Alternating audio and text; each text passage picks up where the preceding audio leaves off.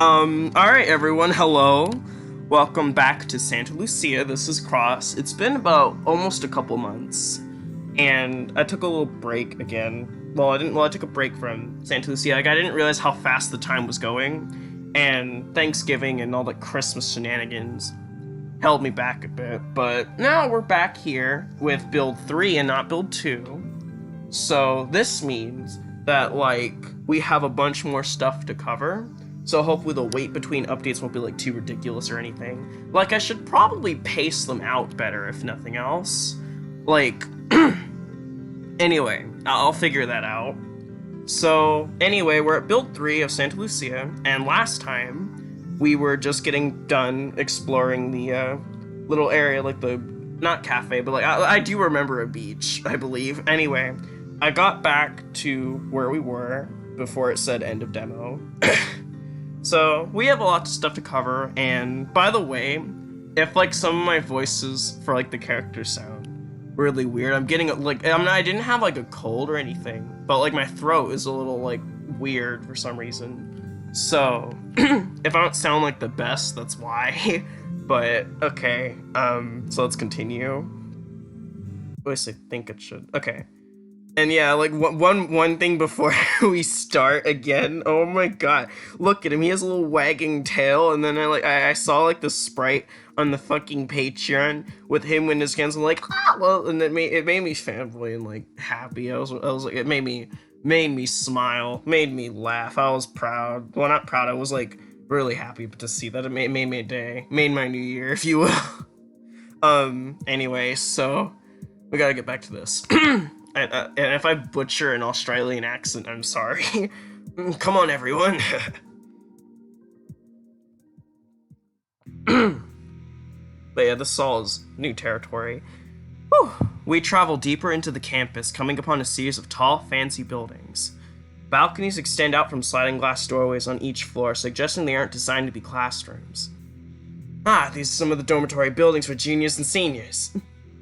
Darwin Hall and Tavern Hall are actually the newest structures on campus. They were built around the year before I started.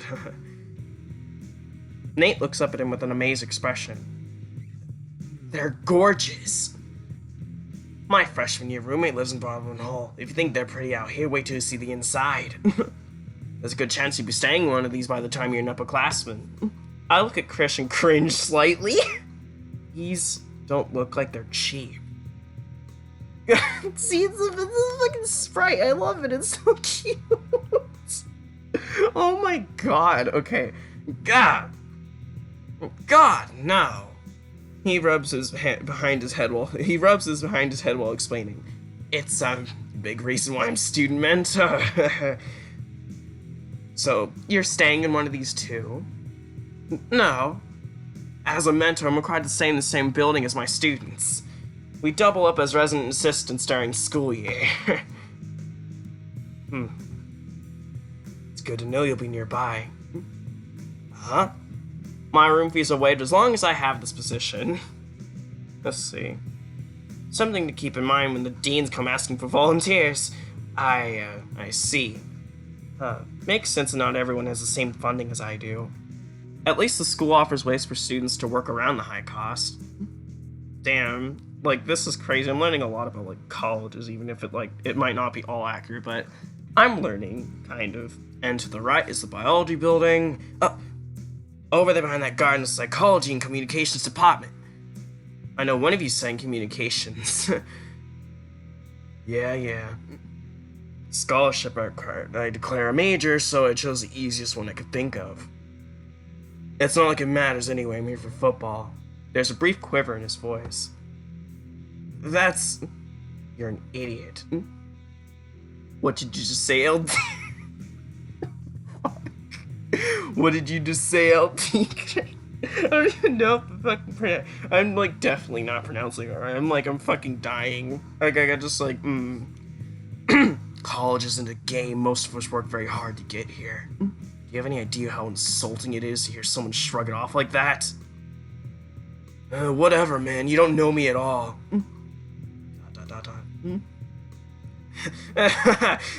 Now, guys, no need to fight.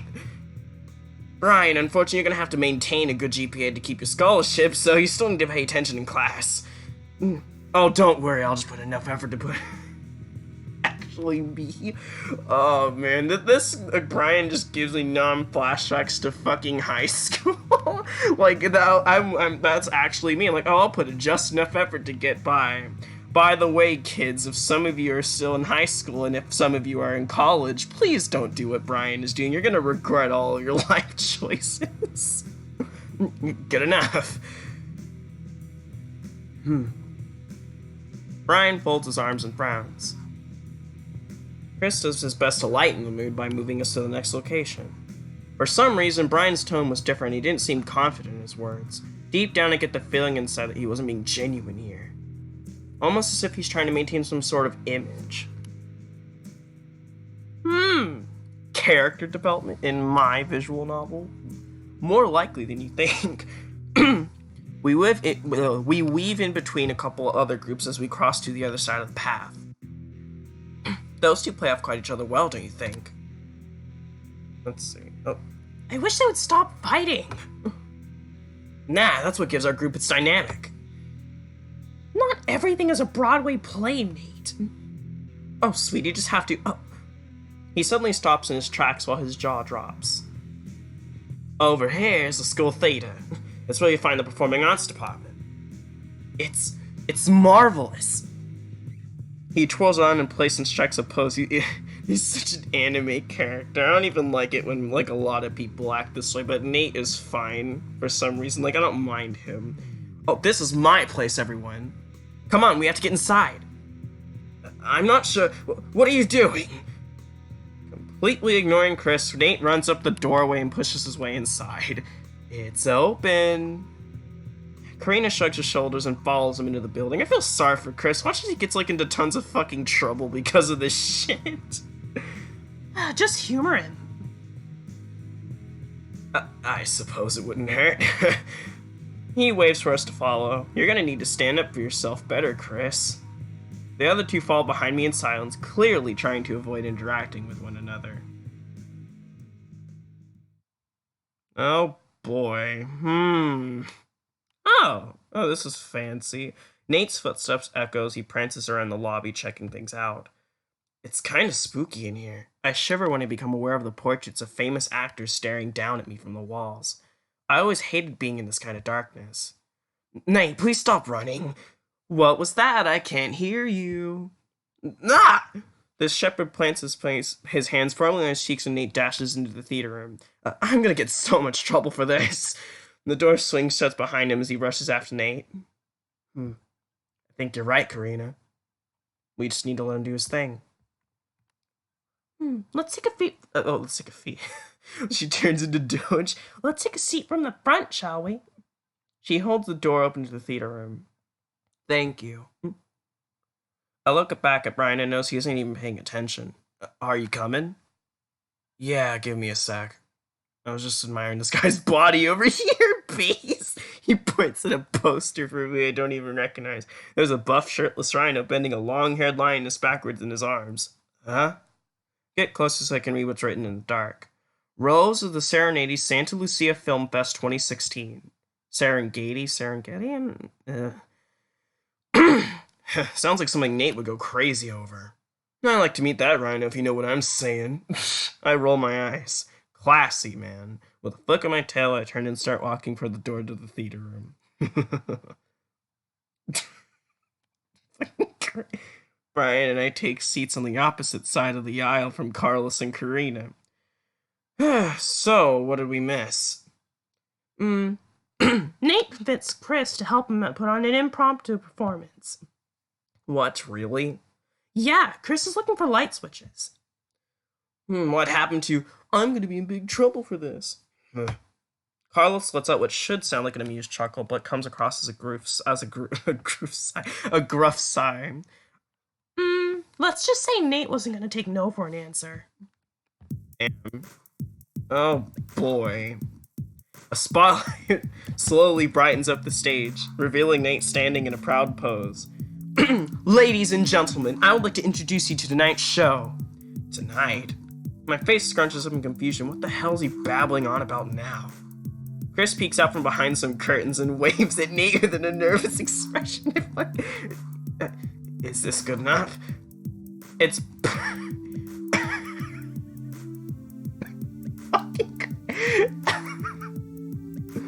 It's perfect, darling. Take a seat. Okay. Nate straightens out his shirt while Chris joins Carlos and Karina on their side of the aisle. Our performance will be a special one you will remember for eternity. Cha-cha! He strikes another pose. I sink into my seat, feeling embarrassment for the fox by proximity. See, Brian's laughing at you. How can he be so oblivious? The ability to improvise is an important tool in every actor's kit. In honor of this occasion, I would like to invite our mentor to provide us with a theme for the show. Me? That's right, darling. Anything you can think of. Oh my god. He rubs under his chin while he thinks.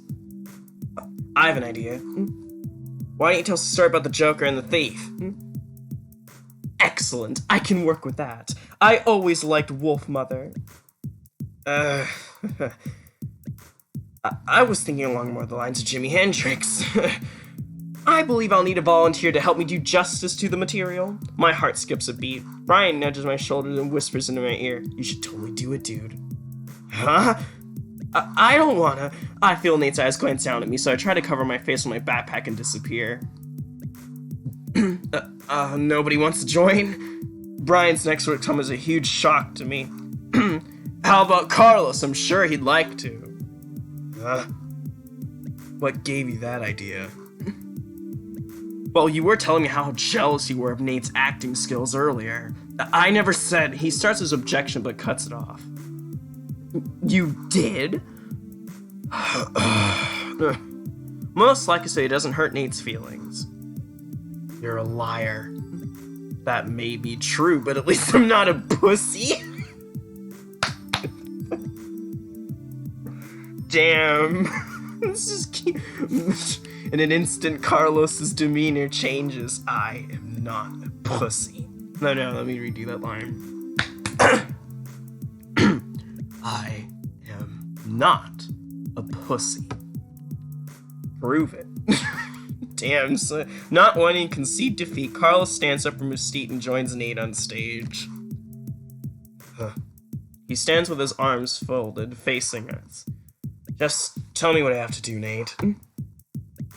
Follow my lead. He gently pushes Carlos out of the spotlight and turns to address us. Allow me to set the stage, excuse me. Nate's arms begin to gesture wildly while he narrates. The year is 1958. Two brothers were born in destitution. On the eve of their 10th birthday, their single mother dies, leaving the pair to fend for themselves in the harsh streets of Los Angeles, as an argument over a girl causes them to go their separate ways. One becomes a lawless thief, making a living the same way he learned growing up. The other, in contrast, cleans up his act and eventually becomes a detective for the local president.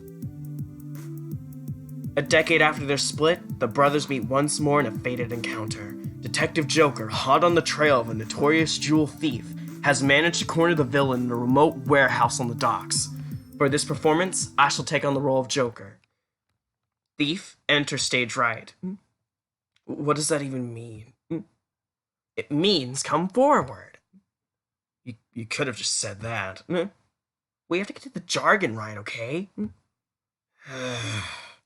He lets out a sigh and does what Nate says. It is I, the thief. Carlos announces his presence in the most deadpan way possible. No, that's not how you do it. I'm not an actor. Just let me handle the words, I guess. Next to me, I can hear Brian snicker. He's definitely feeling some sort of schadenfreude from this performance. Aha! There's nowhere left to run, thief! Your crime spree has finally come to an end! Nate makes a gun gesture with his hands and slowly approaches Carlos, who barely stands there. This just gives me, like, non-flashbacks to when I was in fucking drama in high school. This just reminds me when they'd have, like, the most emotionless, non-caring people. I love it. What do you have to say for yourself? ... He taps his foot on the stage floor. Turn around and face me, criminal scum! Hello, brother. It's been a while. What? The surprise on Nate's face almost comes across as genuine. I'd be pretty fooled if I didn't already know he was an actor. Or, should I say, Joker. Dimitri, how could you? What would Mother say? Where do you think I learned this? No, it can't be. He falls to his knees and holds his arms up to the sky. Everything I know is a lie! I cringe as he sustains the last word dramatically. In one slick movement, Carlos mimics the gun gesture Nate had earlier. You should have never let your guard down. He slowly approaches Nate, aiming his fingers at him with purpose. What are you gonna do, shoot your own brother? ... No. He lets his hand swell with emotion, suggesting he's throwing the invisible gun away. Huh. They're really getting into it. What do you think, Brian? In that moment, I realized he's no longer sitting next to me. There's something I always wanted to tell you. Brother, Pow! Pow! Brian, what an ass. Brian steps out of the shadows and smirks. Once a jewel thief, always a jewel thief. Dimitri, no! Carlos shoots Brian a death glare. Peneo. Fuck, I really cannot do Spanish right. I'm like the whitest person I know. Trust me. I think it's pendejo or something. Pendejo. Don't break character, Carlos. Nate wags his finger while looking back at Brian as he runs away. What a fucking dick, fucking Brian. Detective Marlowe, you bastard! Carlos gently slumps to the floor and holds his chest. Dimitri. Nate kneels down next to him and makes a face that comes across like he's trying to cry. I'm dead, right? No, not yet. You have to give us your dying words. Damn. The tiger sighs again and proceeds. Brother, I wanted to tell you.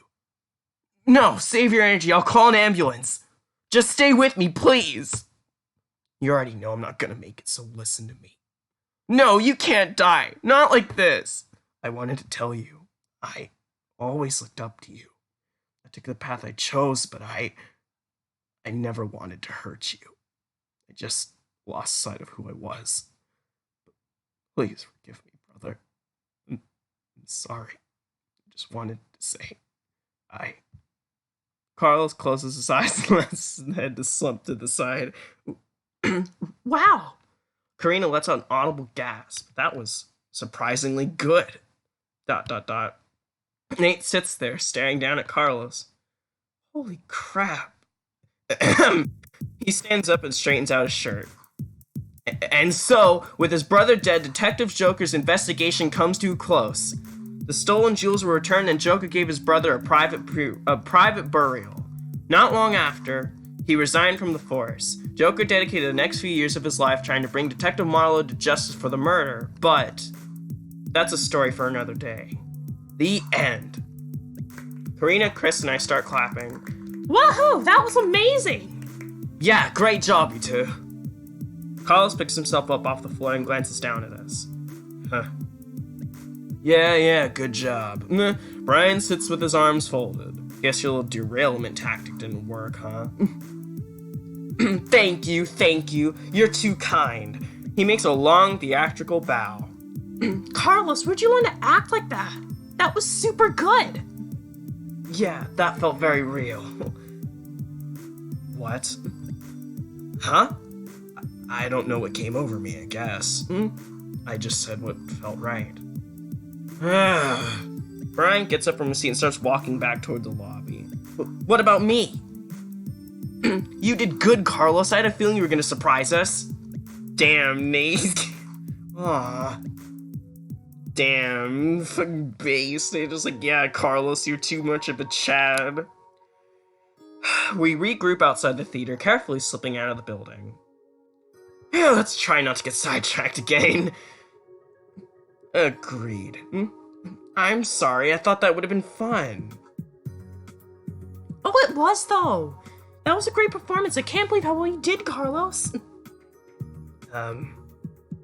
Thank you. Let's head this way down the path. Alright. Nate lags behind the rest of us. Brian notices and slows down his pace. You doing okay, Nate? Yeah, everything's fine. See? He grins at Brian, clearly trying to get him to leave him alone. That's what I thought. He nods his head in response and looks forward as we walk. That was beginner's luck, so don't feel bad. What? You were amazing up there, too. I'm impressed you managed to come up with that story on the spot. Thanks. I enjoyed the part I played in it, too. You have to learn to think on your feet in this industry. Yep, same with football. Remember what I said about you having potential? Yeah. I can tell you're gonna make it. Keep your chin up. Nate's gaze fell to the side. I can tell from where he's standing he's trying to hold back a blush. Aw, so cute. So sweet. Let's see. Chris leads us past another group whose mentor is giving them a deep, insightful lecture about the history of some painted rock on campus. Their stuffy delivery really makes me glad I ended up with Chris. Ooh, to the right is Lawson Chapel. We have one on campus. That's right. That's a relief. Do they perform Catholic services there? Oh, of course they do, silly. It's considered one of the prettiest non-den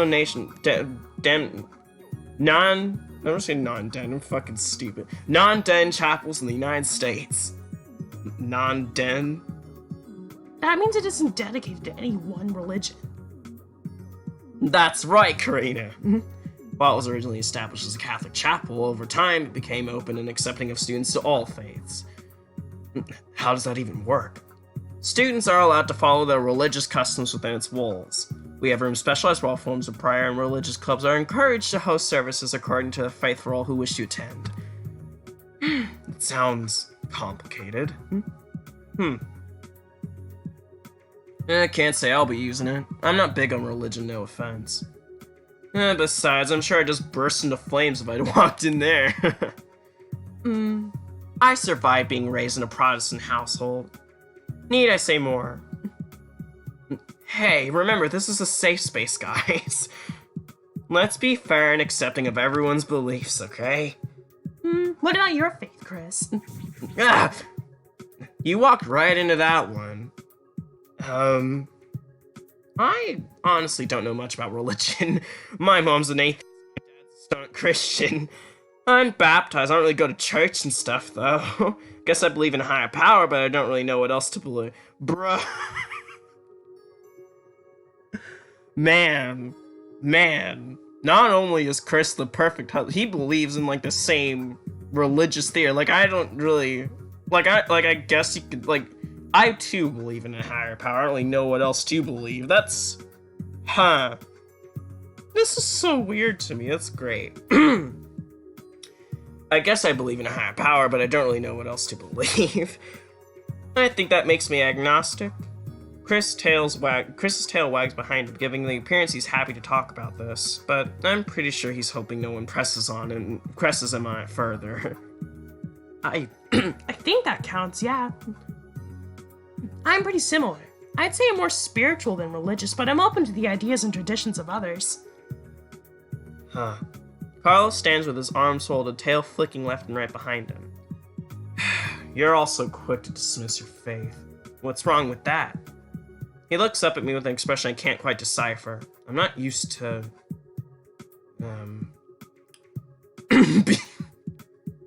being around godless heathens. I didn't say that. It's what you're thinking, though. Don't deny it. Leave him alone, Brian. I see the way you look at Nate and I. You probably expect us to burn in hell, huh? I would never. Karina puts a hand on Carlos's shoulder before walking up to Brian and staring him down. That's enough. You two have been fighting all day, and it's getting on my nerves. But Karina grabs his shirt and pulls him down to her level. Behind her, Chris stands looking petrified, watching his mentees fight each other.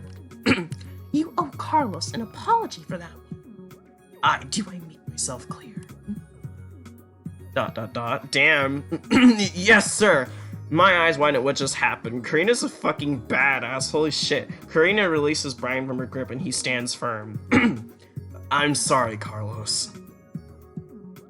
Apology accepted.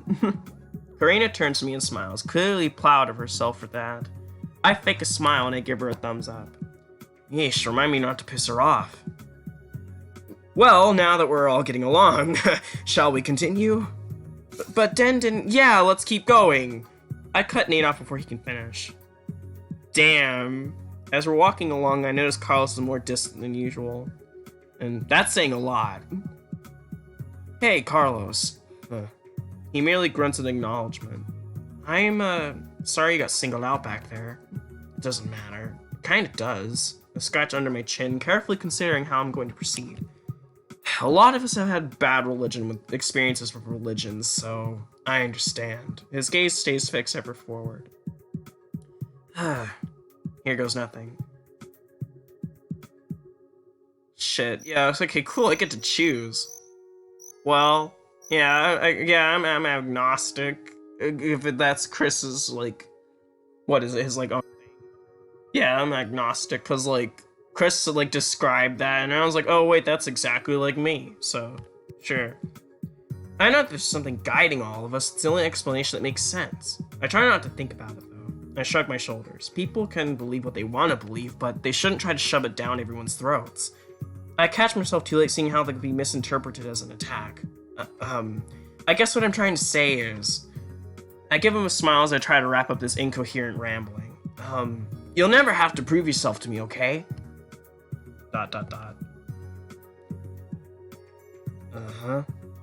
He once again looks forward, giving me minimal response. But I keep screwing up with him. God, he probably hates me. Let's see. I'll probably end the episode here, and then I'm, like, gonna continue later. It's like, I know it's, like, a weird little place to end, but who knows? Like, I don't know how long it's been going. Like, I don't have, like, a timer or anything. Like, for all I know, it's probably been, like, 20 minutes, maybe 30 minutes. But I don't want these episodes being too long. So, we're gonna save here. And I will go ahead and see you guys next time. And hopefully next time, I'm less sick, so I can actually, like, talk. Like, I didn't realize how, like, I sounded until I was, like, trying to play, and I was like, well, shit, I'm already recording. So, yeah. But yeah, that was it's very fun getting back into this, and I just wanted to say Happy New Year's to all my viewers, even if you aren't watching this video, Happy New Year's anyway. But, yep, thank you for coming to this episode of Santa Lucia. I will see you next time. Have yourself a nice day and night. Cha-cha.